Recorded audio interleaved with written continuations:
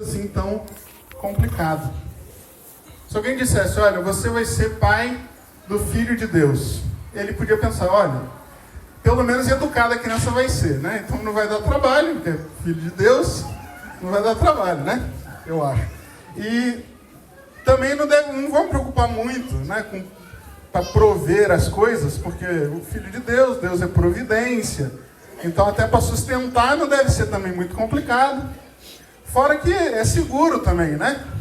Filho de Deus, ele não vai, né, cair num buraco, né? Não vai acontecer nada demais, não vai nem quebrar a perna, porque é filho de Deus. Então é super tranquilo, né? A missão que todo pai queria ter, a gente poderia pensar assim. Talvez nós pensássemos assim, se fosse para nós. Só que São José, ao contrário. Ele logo, quando ele recebe a mensagem, ele já intui aquele outro aspecto que a gente estava falando antes, da grande responsabilidade que Deus lhe dá enquanto guarda de Cristo e de Maria. E justamente essa mensagem chega para ele já num momento, que a gente pode dizer assim, difícil. Né? Todo mundo lembra que ele primeiro descobre a gravidez da Virgem Maria, para depois descobrir que essa gravidez era fruto do Espírito Santo. Ele não sabia.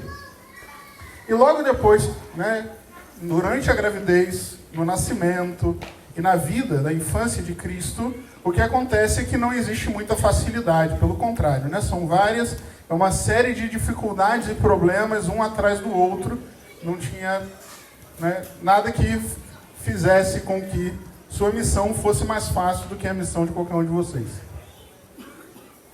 E justamente porque a missão de São José não era facilitada pelo fato dele ser pai adotivo do Filho de Deus, é que o seu casamento e a sua missão de pai passou por algumas fases que nós podemos chamar de fases críticas. Então, hoje em dia se fala muito de crise na família, né? Estou com crise no casamento, eu estou com crise na relação com os meus filhos, por exemplo. O que é uma fase crítica? Né? Crítica significa juízo, crítica significa discernimento. Fase crítica são aquelas fases que é quando a gente é colocado como que diante de dois caminhos diferentes, né? São fases, digamos assim, em que vai acontecer alguma mudança, alguma coisa especial, às vezes boa, às vezes não. O fato de São José ser santo como foi, ser esposo da Virgem Maria, que era imaculada, ser pai do Filho de Deus, isso não fez com que São José ficasse isento de fases críticas no seu casamento, nem na sua vida de pai. E justamente essas fases críticas servirão para nós aqui como um modelo, como um exemplo da maneira como nós também devemos encarar as fases críticas da nossa própria existência. As crises, tá? Crise no casamento, crise com os filhos, elas vêm, independente se nós temos culpa ou não delas existirem. São José, nós vamos falar de 3 crises na vida de São José. São José ele não teve culpa de nenhuma das 3, mas elas aconteceram. Na nossa vida tem crises. Às vezes nós temos culpa, às vezes não, mas elas vão acontecer. E todas as crises, como a crise, lembra que o padre falou que a crise é como se fosse uma estrada que faz um Y e tem 2 caminhos? A crise é sempre uma ocasião de separação. Separação que às vezes vai se manifestar, né, em nível radical na família, quando acontece de fato aquilo que nós chamamos de separação, dentro de um casal ou inclusive com os filhos, ou separação que acontece de forma às vezes mais sutil, mas não menos difícil e problemática. Nós podemos dizer que São José teve 3 fases críticas na sua vida. Em primeiro lugar, a gente tem a fase crítica de quando ele descobre a gravidez de Maria. Ele já estava, né, casado com Maria, o casamento naquele tempo era outro esquema, né? É como se fosse um noivado. E ele descobre que Maria está grávida, ele não sabe quem é o pai, e por outro lado, ele não consegue conceber que Maria tivesse pecado. Então, imagina o dilema do sujeito. Isso é a primeira fase crítica, onde ele pensa em ir embora.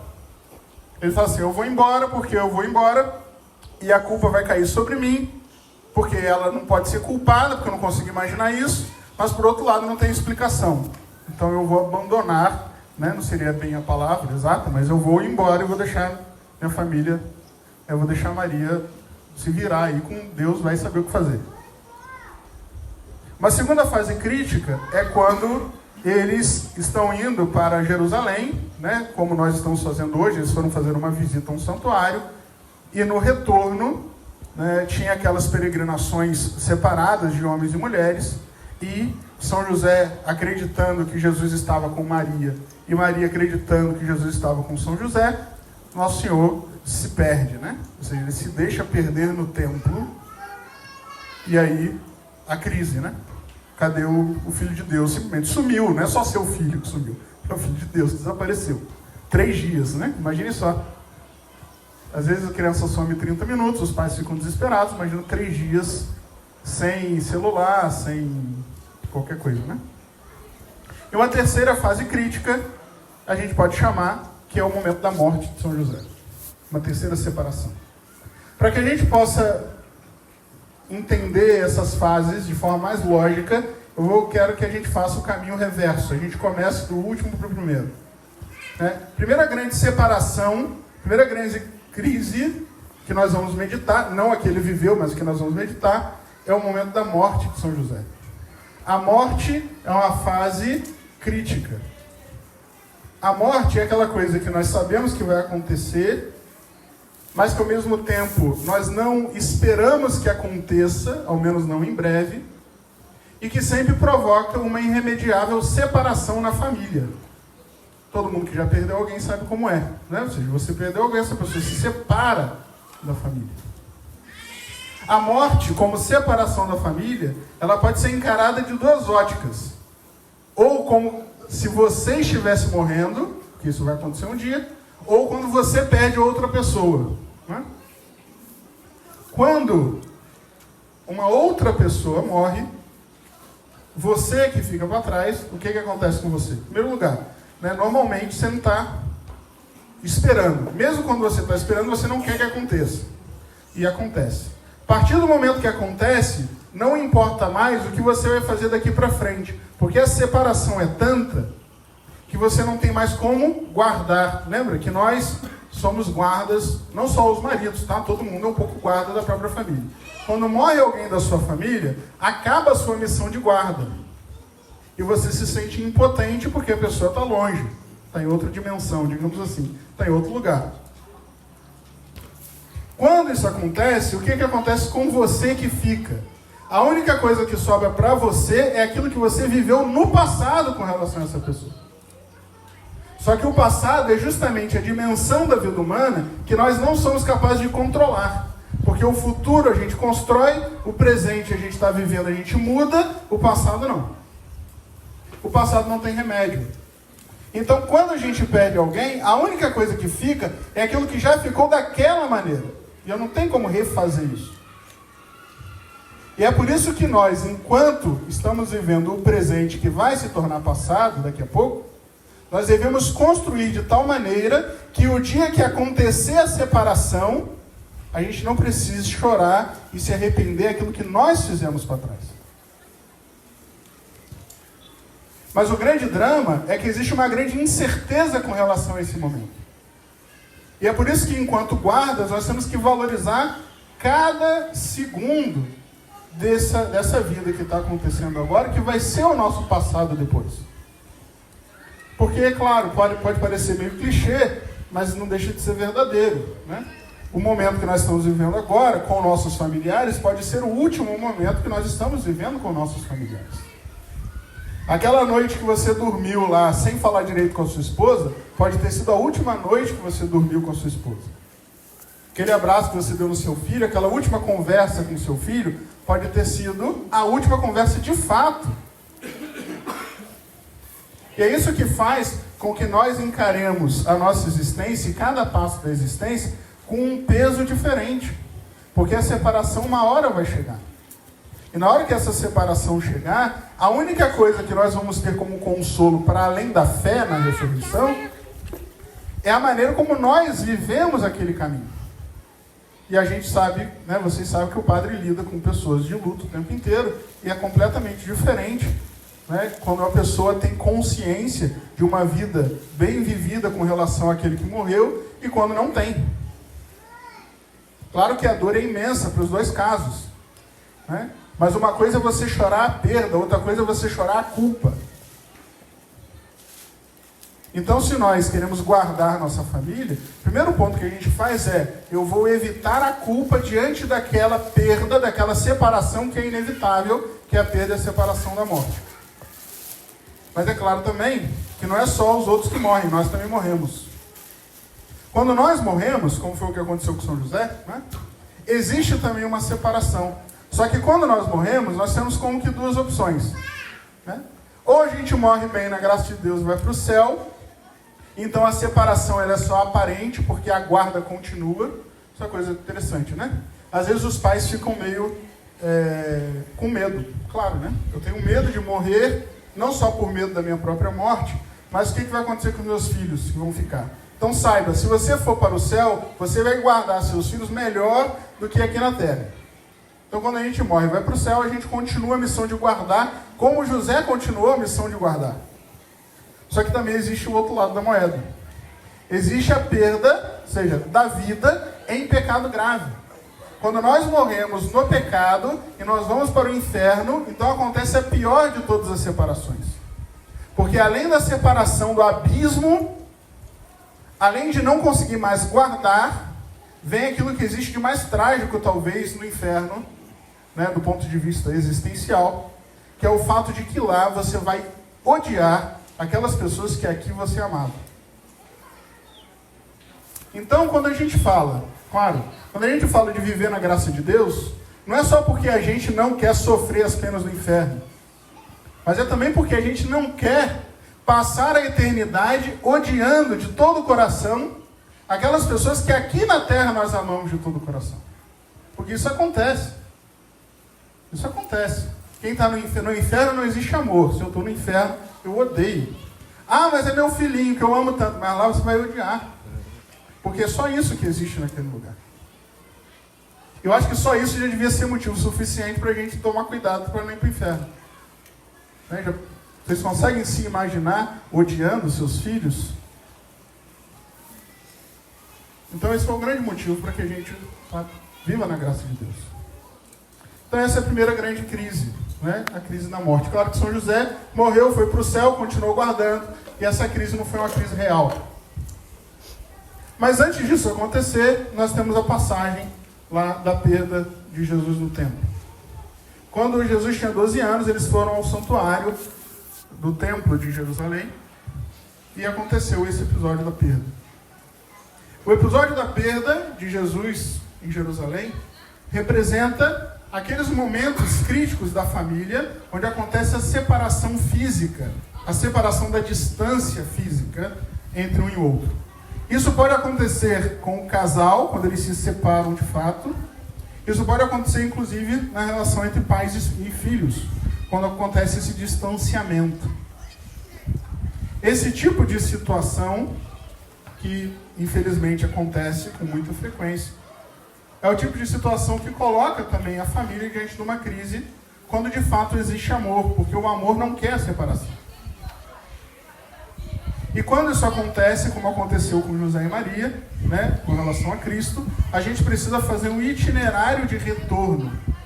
Né? O que eu quero dizer com relação a isso é o seguinte: olha, se está acontecendo ou se aconteceu na minha família qualquer espécie de separação a nível de distanciamento, o único caminho que a gente pode fazer para restaurar isso, e é claro, nem sempre vai ser possível a restauração, porque não depende só de nós, depende de outras pessoas também, mas o único caminho possível de restauração é o mesmo caminho que José e Maria fizeram. É deles pararem, entenderem o que está acontecendo e voltarem em direção ao templo. Mesmo que demore 3 dias, como aconteceu. Voltar em direção ao templo, na família, significa voltar às origens daquilo que constituiu a família como família. O que constitui um casal como uma só carne diante de Deus? É o matrimônio. Então, quando existe a separação, a única coisa capaz de fazer o retorno da família é quando vocês são capazes de voltar, de certa maneira, para aquele mesmo espírito que estava presente na hora do consentimento no altar. E a mesma coisa com relação aos filhos. A única maneira da gente restaurar a distância, da gente matar a distância que existe com relação aos filhos, é trazer aquele mesmo sentimento que estava presente no dia que nós levamos o filho para ser batizado no templo, na igreja. Porque ninguém está lá no altar, no casamento, imaginando uma separação futura. Ninguém está lá no batismo, batizando sua criança, imaginando assim, olha, daqui a 20 anos essa criança aqui vai me odiar, não vai querer olhar na minha cara. Então a única maneira da gente restaurar esse tipo de distância é voltar para as origens espirituais que fundamentaram a família. E é por isso que, para a gente não deixar que a separação aconteça, né? Se São José e Nossa Senhora soubessem que Jesus ia querer ficar no templo, o que eles iam fazer? Eles iam ficar lá também. Né? Então a única maneira da gente não permitir que aconteça a separação é nunca deixar que a gente se afaste da fonte que gerou o matrimônio, que gerou o seu filho como filho de Deus. Então manter-se sempre naquele mesmo espírito do sim matrimonial, manter-se sempre naquele mesmo espírito que animou os pais quando levam o filho para se tornar filho de Deus no batismo. Então esse é o único jeito de restaurar a distância. E por fim, o terceiro momento crítico, que na verdade é o primeiro, é quando São José descobre que Maria Santíssima está grávida. Ele não faz a menor ideia do que está acontecendo, a culpa não é dele, a culpa também não é de Nossa Senhora, né? Nossa Senhora também não sabia o que fazer, ela deixou nas mãos de Deus para Deus resolver. Só que o anjo, ele não avisa sincronizado, né? O anjo, ele não vai ao mesmo tempo avisar Maria e avisar José acerca do que está acontecendo.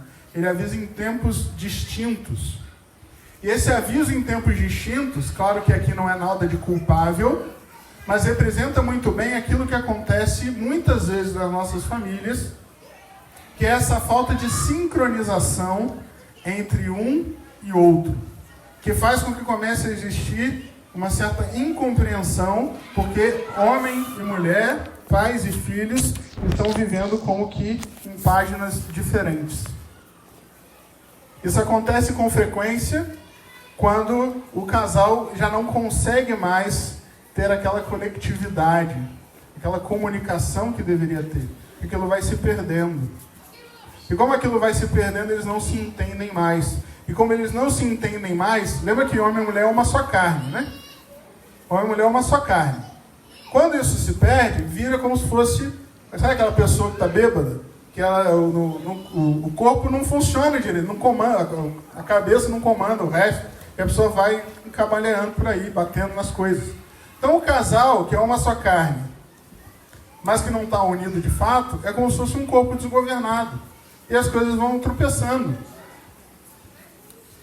E muitas vezes isso acontece justamente porque essa união de homem e mulher, essa união de pais e filhos, não é cultivada, sobretudo no diálogo, na conversa.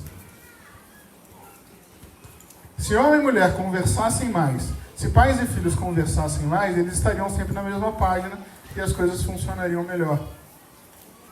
Na medida que nós vamos se deixar distanciar um do outro, o que vai acontecer? As coisas vão ficando perdidas e essa distância, ela vai provocar dentro de casa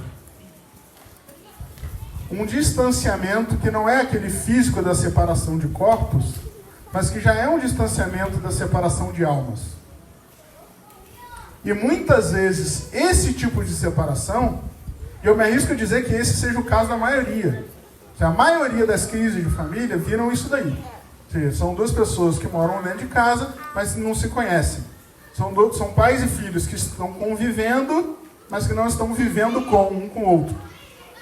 Esse tipo de situação, né, provoca, por assim dizer, os mesmos efeitos da separação física, do distanciamento, os mesmos efeitos da morte, só que como que a conta-gotas, então vira uma grande tortura. Vocês estão separados, tendo que sofrer com a presença do outro. Vocês estão separados, mas não tem nenhum consolo da solidão. Porque é uma separação que vocês vão vivendo e empurrando dentro de si mesmos. E é como se fosse assim, né? É como se a gente tivesse algo de muito valioso perto de nós, só que a gente nunca fosse capaz de segurar. Então era melhor que estivesse lá longe, porque assim a gente sofre mais. Então isso acontece nos casamentos, isso acontece na vida de família. A gente vive de tal maneira, perto e longe ao mesmo tempo, que isso vira uma grande tortura. E esse tipo de crise só é capaz de ser vencida na medida que a gente vai restaurando essa união. E essa união se restaura, sobretudo, no diálogo. Só vai resolver, olha só, a crise de São José só vai passar na hora que o anjo chegar e falar com ele, olha, o que está acontecendo é que o pai do filho de Maria é Deus.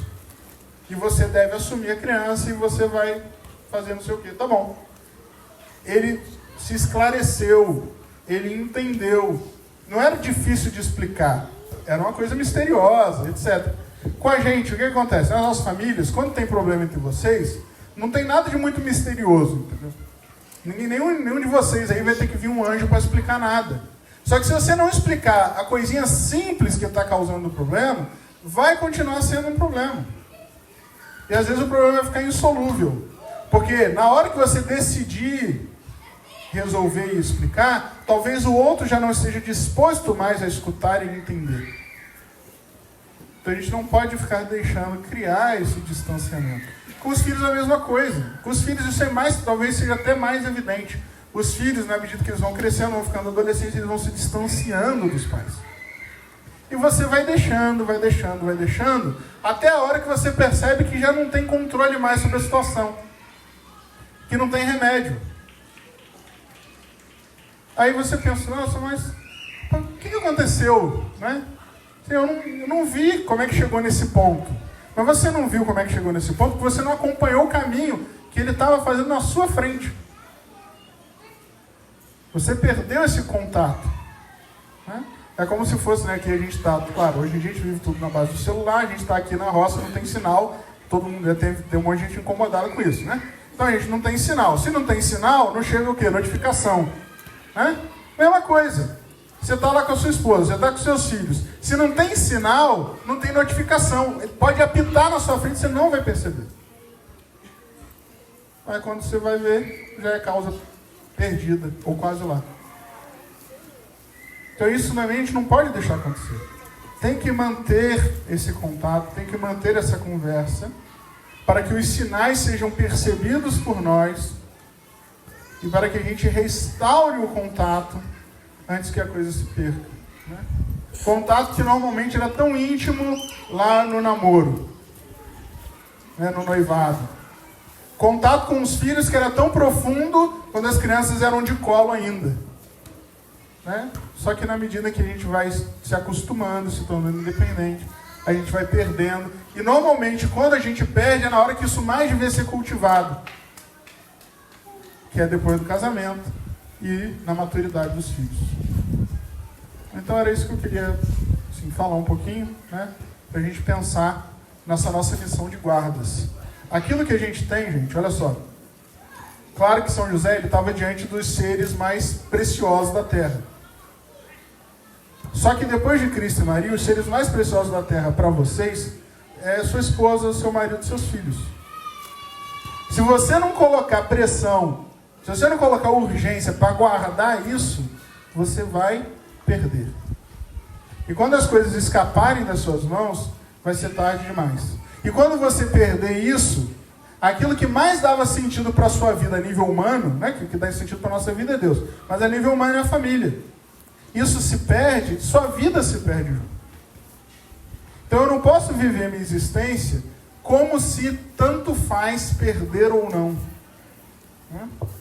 Eu não guardo, eu não pego, sei lá, uma malota de dinheiro e saio andando na rua assim. Por quê? Porque alguém vai me assaltar. Né? Eu guardo, escondo. Então, se eu amo de fato minha família, se eu amo de fato minha esposa, meus filhos, meu marido, eu preciso guardar isso com tudo que eu tenho. Guardar isso como um dom precioso. Correr atrás. Não deixar as coisas, sabe? Não ficar com a consciência tranquila, com a mente tranquila, enquanto eu não tiver certeza de que está bem guardado, que meu casamento está bem guardado, que meus filhos estão bem guardados, porque isso é o mais importante. Essa é a nossa missão. Se eu não percebi a importância que eu preciso dar para a guarda que eu tenho que ter, é porque ainda não percebi o valor daquelas pessoas que eu tenho dentro da minha casa. Tá bom? É isso. Então que vocês se esforcem para nunca deixar perder, né?